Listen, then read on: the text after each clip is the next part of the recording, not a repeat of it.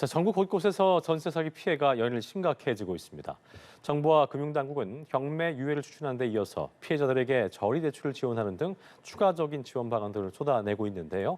일각에서는 시간을 벌어주는 것일 뿐 실효성 있는 근본적 대책이 시급하다는 지적도 제기되고 있습니다. 관련 내용들 김대호 경제학박사와 짚어봅니다. 어서 오십시오. 네, 반갑습니다. 예, 말씀드린 대로 금융당국이 전세 사기 피해자를 지원하기 위해서 대책들을 좀 내놓았네요. 일단 주택담보대출 비율, LTV도 그렇고 총부채 원리금 상환 비율, DSR, 요 가계대출 규제를 좀 적용하지 않는 방안을 검토한다고 했는데 지금 뭐 제가 원커멘트에서 말씀드린 대로 일단 실효성이 있는 대책이 되어야 할 텐데 먼저 어떤 대책이 좀 주로 있는지 그 내용부터 좀 짚어보죠. 네, 금융감독원을 중심으로 금융감독 당국이 전세 사기 피해자들을 대한 금융 대책을 잇따라 지금 발표하고 있는데요. 예.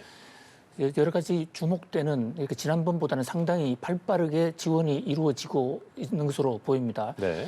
우선 전세 대출의 경우에 그것을 금융기관이 해준다고 그래도 개인적으로 DSR 규정, DSR이라는 게 총부채 상환 비율이라고 해서 자기 소득에 갚아야 될 이자와 원리금 합계가 예. 자기 대출의 40%를 넘지 못하도록 이것을 규정해 놨거든요.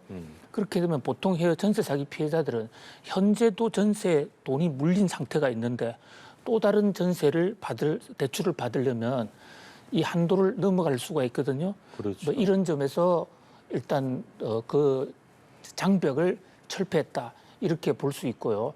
또 하나는 대환 대출, 그러니까 지금 전세를 들고 있는 그 집 현재 보증금을 받고 있지 못하지만 그것도 만기가 이제 되는데 만기가 이미 지난 집도 있고요. 그 경우에 새로운 대출로 갱신해 주는 것도 단기적인 어떤 자금난, 그 전세 세입자들의 그야말로 발등에 떨어진 불을 해소하는 데는 나름대로 기여할 수 있을 것으로 보입니다. 그러나 이것이 이제 근본적인 해결책이 되기에는 아직도 갈 길은 좀 멀다고 봐야 되겠죠. 예. 어쨌든 지금 말씀하신 것처럼 그 이자율을 조정하기도 하고 낮은 금리로 대출해주는 여러 대책이 나오긴 했습니다만 아까 저희가 처음에 말씀드렸던 것처럼 실효성이 있는 것이냐. 그러니까 이게 어떻게 보면 당장에는 급한 불을 끌 수는 있겠습니다만 일단은 보증금 같은 거 못 받는 분들은 그 돈을 좀 잃은 거나 다름없는 상황에서 또 다른 대출을 좀 받아야 되고 아무리 그 이자가 낮다 하더라도 어쨌든 또 다른 돈을 또 이자를 내야 되는 상황이고 그러니까 그렇게 보면은 이게 진짜 근본적인 대책이 될 수 있겠느냐는 어떤 뭐 회의적인 목소리도 나오더라고요. 그렇습니다. 지금 금융감독 당국의 조사에 따르면요. 예. 이번에 이 전세 사기 사건과 관련된 이른바 인천 미추홀 세입자들의 경우에 예. 사실 수개월 전에 정부가 저리 대출 상품을 만들었거든요. 네. 1%에서 2%. 다른 게 일단 집을 옮겨야 될지도 모르니까 이 저리로 대출을 해주겠다 이랬는데 신청자가 8명밖에 없었어요. 그러니까요. 이게 왜 이렇게 됐냐면 현재 지금 살고 있는 집에 그 집에 임대인과의 법적 다툼이 있단 말이죠. 법적 다툼이 있으면 일단 그 집에 살면서 버텨야 대항력이라는 게 생깁니다. 대항력이라는 게 그 임대차 계약을 맺은 당사자 외에 제3자, 4자가 왔을 때도 내가 여기 당연한 권리가 있다는 것을 입증하기 위한 최소한의 대항력이 우리나라 지금 임대차 보호법이 규정하고 있는 것은 거기에 살면서 그 확정일자가 돼야 되는 것이거든요. 거기에 머무르고 있어야 되는 거군요. 그렇습니다. 그 집에. 근데 그것이 이제 넘어서는 방법은 임차권 등기 명령제 이런 게 있는데 예. 그 시간이 상당히 소요되고 이러니까 다른 데서 집을 이사 가라 하고 대출을 해주겠다 하더라도 지금 나는 여기서 일단 버티겠다 하는 이런 수요가 많이 있었어요. 그러다 보니까 이제 이번에는 아예 기존에 버티는 대항력 유지를 위해서 버티는 사람들을 위해서 대환 대출, 다른 조건이 더 좋은 대출로 바꿔주는 뭐 이것은 지난번보다는 그 대출의 기회가 좀 더 확대될 것으로 보입니다. 그러나 이 세입자 입장에서는 지금 당장에 은행 대출을 받아서 또 이자 부담을 해야 되는 그 상태가 상당히 피곤할 것이고요. 예. 무엇보다도 그 사람들 입장에서는 일단 이 현재 보증금을 못 받고 있는 그 임대인과의 법적 관계 해소 이 대목이 가장 어떤 절실하지 않겠습니까? 그렇죠. 그다음에 또 정부가 그 밖에도 이제 다른 데 갈 수 있는 대형 긴급 주택도 마련을 하고 있는데 그게 이제 대부분 완룸인데다가 현재 살고 있는 지역과는 상당히 떨어져 있기 때문에 그쪽으로 집을 이사해서 출퇴근을 할 수 있느냐 쉽지 않겠군요. 예, 이런 문제들이 여러 가지로 지금 엉켜 있기 때문에 네. 막 그럼에도 불구하고 이런 조처들은 단기적으로 어떤 이 죽어난 당장에 길거리 나앉는 사람들을 해소하는 데는 나름 도움이 될 것으로 보입니다. 정치권에서도 머리를 싸매고 있습니다. 어쨌든 전세 사기 관련해서 실효성 있는 대책 마련하자 이런 거에 여야도 합의를 했는데 일단 내용을 좀 살펴보면 임차인에게 우선 매수권 부여하고 또 지방세보다 뭐 그 세입자 임차 보증금을 우선적으로 변제해주는 방안 등을 담은 법안 처리에는 뭐 합의를 했는데 보니까 그 야권이 추진하고 있는 공공매입 특별법 이거는 견해차가 좀 있는 것 같더라고요. 네, 왜 그런 겁니까? 지금 예. 중요한 대목을 지적을 해 주셨는데요. 정부가 사실 전세 세입자들 정말 안타깝게 생각하고 도와주려고 해도 적극적이고 전향적으로 하기 어려운 이유 중에 하나가 예. 관련 법적 근거가 없기 때문에 또 예산도 부족하기 때문에 예. 현실적으로 뛰어들지 못하고 있는 이런 점도 있거든요. 바로 그런 점에서 정치권의 합의가 매우 중요합니다. 정치권이 합의가 돼야 특별법을 만들든지 또 기존 법을 개정하든지 그래서 예. 법적 지원의 법적 근거를 만들 수가 있지 않습니까? 네. 그런 면에서 오늘 여야 3당의 정책위원장들이 긴급 회동을 해서 이 부분에 대해서 여야 가릴 것 없이 좀 적극적으로 나서자라는데 합의를 했어요. 네. 이 대목은 뭐 대단히 그 바람직한 어떤 물꼬가 트이는 것이 아니라는 그런 기대를 낳습니다. 첫째, 여기서 여야 3당은 우선 매수권이라는 데 대해서 합의를 했어요. 예. 자, 우선 매수권이라는 것은 세입자가 자기가 지금 보증금을 내고 집에 살고 있는데 그 집이 경매에 넘어갑니다. 그런데 경매에 넘어갈 때는 그 가격이 원래 시세보다는 좀 더 낮게 되는 게 일반적이거든요. 많게는 반까지도 이렇게 떨어지죠. 그렇습니다. 예. 그렇게 되면 그 경매 낙찰 대금 가지고 나머지 그 이 채권자들이 이른바 빚 잔치를 해야 되는데 그러다 보니까 후순위에 빠져 있는 세입자들은 그 경매 금액이 작기 때문에 아예 건접조차 못하게 되거든요. 돌려받지 못할 경우가 많이 있겠군요. 예, 그래서 아예 그 경매에 이 피해자들이 우선 살 수 있게 하자. 제일 먼저 살 수 있게. 그렇습니다. 이게 우선 매수권이 우리 법적 근거가 있습니다. 그런데 예. 그게 이제 공동 소유자나 또는 임대주택 같은 경우에 제한돼 있고 일반 개인 전세 사기에는 그동안에 전혀 적용이 되지 않았거든요. 이 대목을 여야가 합의했다. 그런 면에서 이 우선 매수권은 전세 사기 피해자들이 강력히 주장해온 한 안이기도 합니다. 그런 면에서 상당히 전향적이에요. 또 하나는 지방세. 지금 세금 중에서도요. 국세로 분류되어 있는 양도세라든지 이런 것은 저 세금이 미리미리 확인이 됩니다. 이 아파트에 세금을 얼마 내야 된다. 그런데 지방세의 경우에는 재산세 같은 게 1년에 2번 정도 과거 소유자들에게 그러니까 3, 4개월 전 소유자들에게 그 세금이 뒤늦게 나오는 거거든요. 예. 그러니까 이 세입자들은 알지도 못하고 들어갔는데 뒤늦게 나온 재산세 때문에 그 재산세가 우선 변제되니까 자기 전세금보다도 우선 상환이 되니까 이게 또 피해를 보는데 바로 이 대목을 지금 국회에서 법 개정 논의를 하고 있는데 이 대목 지방세보다는 세입자의 임차 보증금 먼저 변제해 준다. 그렇습니다.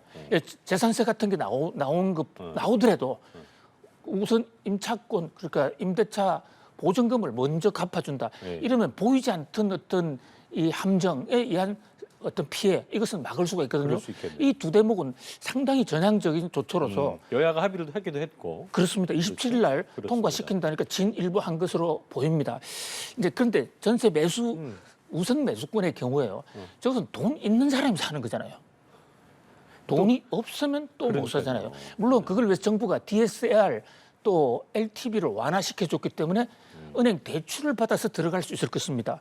그런데 이제 보다 근본적으로는 이 세입자들, 이 피해 전세 사기 피해자들이 요구하는 것은 사실 정부가 대신 매입해 주는 겁니다. 정부가 대신 매입해 주는 방법은 두 가지가 있을 수가 있어요. 하나는 문제가 된 집을 정부가 아예 매입을 하면 일단 세입자가 살 수가 있지 않습니까? 살게 해주는 거예요. 그냥 거기 예. 그곳에 정부가 사고 그렇습니다. 먼저. 사실 이것을 상당히 원하죠. 그런데 이것이 또 현실적으로 어려운 게요. 만약에 세입자가 선순위라면 정부가 그 집을 사주는 게 괜찮아요. 그런데 세입자가 2순위, 3순위로 쳐져 있다면 정부가 사도 1순위한테 또 뺏길 수가 있거든요. 그럴 수 있겠네요. 그렇기 때문에 정부는 이 정부의 대신 매입은 불가능하다. 이렇게 특히 여권에서는 그렇게 강력히 주장하고 있습니다. 네. 그다음에 이제 또 하나 주장은 사실 이게 가장 뜨거운 감자로 전세 사기 피해자들이 가장 요구하는 것은 집을 공동 사는 것이 아니라 이 전세 든 사람들이 이제 보증금을 반환할 수 있는 반환 청구권을 갖고 있는 거지 않습니까? 그렇죠. 그 반환 청구권을 정부가 대신 살아. 그러면 정부가 보증금을 대신 내주고 그 임대인을 상대로 구상권을 정부가 행사하는 거지 않습니까? 이 대목을 가장 바라는데 이게 법적 근거가 애매하고 그 자금은 누가 될 것이냐? 그런 판례가 좀 없겠죠. 또 그렇죠. 이런 예, 판례가 현재로서는 우리나라에서는 사적 거래 관계에서는 존재하지 않습니다. 그렇다 보니까 바로 이 대목에서 여야 3당이 합의를 못한 거예요. 그렇겠네요. 그래서 이것은 야당은 공동 매입이나 이 전세 보증금 반환 청구권 매입 또 하자 이런 주장인데 반해서 피해자들은 굉장히 원하고 있는 부분일 수 있겠네요. 그렇습니다. 그렇죠? 그 대목에 대해서 여전히 지금 갈등의 소지는 있다 이렇게 볼 수 있습니다. 알겠습니다. 지켜보겠고요. 자, 그리고 보니까 저희가 뉴스로도 보도해드렸었는데 이제 이 빌라왕 그때 이제 빌라 부도왕이죠. 맞습니다. 예. 건축 부도왕이고 사기왕이고요. 사기왕, 빌라 사기왕, 건축 사기왕. 이 사건처럼 깡통 전세 우려 지역이 이제 전국적으로 25곳이 넘는다 이렇게 확인이 됐습니다. 특히 보니까 이제 문제가 전세가 폭등기였던 게 이제 2021년 그때잖아요. 맞습니다. 그때 이제 예. 그 계약하신 분들 2년 만기 돌아오니까 이제 그 전세값 갭도 있을 거고 지금의 시세 같은 거 따져봤을 때 이제 피해가 더 본물 밀리듯이 나올 수 있다. 뭐 이런 우려 나오더라고요. 그렇습니다. 이 참 안타까운 현실인데요. 결국 이런 문제가 생기는 전세 피해자가 생기는 가장 큰 이유가 예. 거시경제적 측면에서 본다면 정부가 집값 관리에 실패했기 때문입니다. 너무 많이 올렸다가 한꺼번에 또 너무 많이 떨어지는 이런 사태가 오다 보니까 깡통 전세가 나오게 된 것이거든요. 맞아요. 이 빌라 사기 관계자 사기를 주모한 사람들도 물론 나쁜 마음도 있었겠습니다만은 그러나 만약에 집값이 크게 변하지 않았다면 피해자들은 거의 발생하지 않았을 것입니다. 그렇습니다. 사기를 친 사람들 입장에서도 집값이 이렇게 떨어질 줄은 감히 상상을 하지 못했던 겁니다. 그랬을 수 있겠죠. 올라갈 때는 너무 올라갈 줄 상상을 못했고 그래서 저희들이 항상 주장하는 것은 경제는 소프트 랜딩을 해야 된다. 맞아요. 너무 빨리 올라가도 안 되고 빨리 내려도 맞습니다. 안 예. 되고. 부동산 가격이 높다, 낮다 이것보다 더 중요한 것은 부동산 가격이 서서히 올랐다가 서서히 내리거나 안정적으로 어떤 일정 트렌드를 갖는 그래야 시장 예측이 가능하거든요. 지금 전세값이 더 떨어집니다.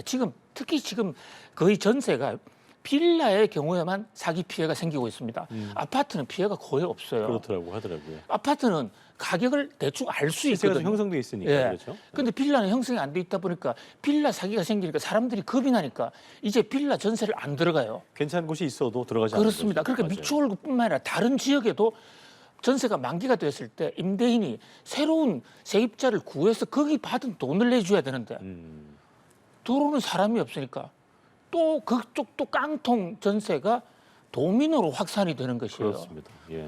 그러니까 이게 사기성이 있었는지 없었는지는 그 사법 당국에서 따질 현상이겠습니다만은 사기는 근원적으로 막아야 되지만 지금이라도 가장 이러한 사태를 막기 위한 가장 중요한 정책은 예. 경제 연착륙. 경제 연착륙을 정부가 고민해야 된다. 특히 그 부동산 부분. 가격의 연착륙. 예. 이것은 매우 중요하다. 과거에 지나간 집값을 너무 올린 그 정부의 실정은 지금 따져봐야 뭐 반면 교사로 삼아야 되겠지만 지금도 급격한 하락을 막아야 되겠고요. 그다음에 특히 빌라에 대해서 안전하고 들어갈 수 있는 시스템 구축. 이번 기회를 계기로 예, 이것을 확보하지 않으면 전세 사기 사건은 일파만파로 확산이 될 수가 있습니다. 예, 알겠습니다. 정부도 그런 부분을 좀 방점 찍고 또 정책을 어떻게 내야 될지 고민을 하고 있을 것으로 보이기 때문에 저희가 좋은 어떤 방안들을 기대해 보겠습니다.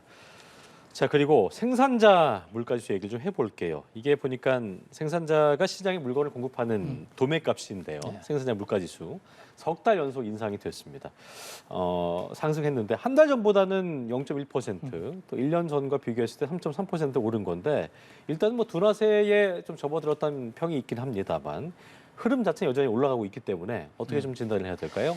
이 생산자 물가 굉장히 중요합니다. 예. 공장에서 물건을 만드는데 생산업자들이 거기에 조달하는 비용에 적용되는 물가인데요. 이게 바로 나중에 그 물건을 만들어서 팔 때 소비자 물가하고 연결이 되기 때문에 그렇습니다. 미래 물가 선행 지표다라고 한 5, 6개월 뒤에 그렇죠? 그렇습니다. 소비자 물가지수에. 예. 그런데 이게요. 지난 11월 달 또 12월 달에 떨어졌더랬습니다.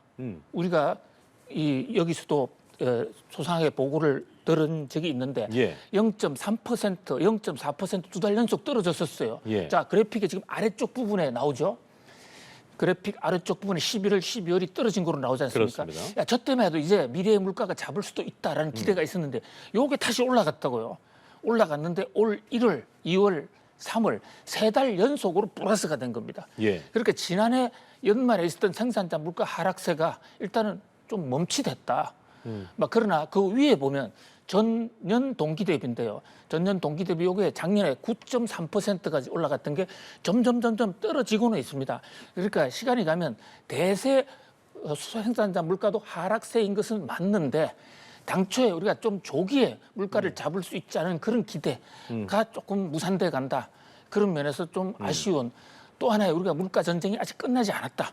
경각심을 나타내주는 지표라고 할 수 있겠습니다. 알겠습니다. 한국은행 같은 경우는 뭐 4월 생산자 물가의 불확실성이 높다고 했는데 어떻게 이어 흘러가게 될지 저희가 관심을 지켜보겠습니다.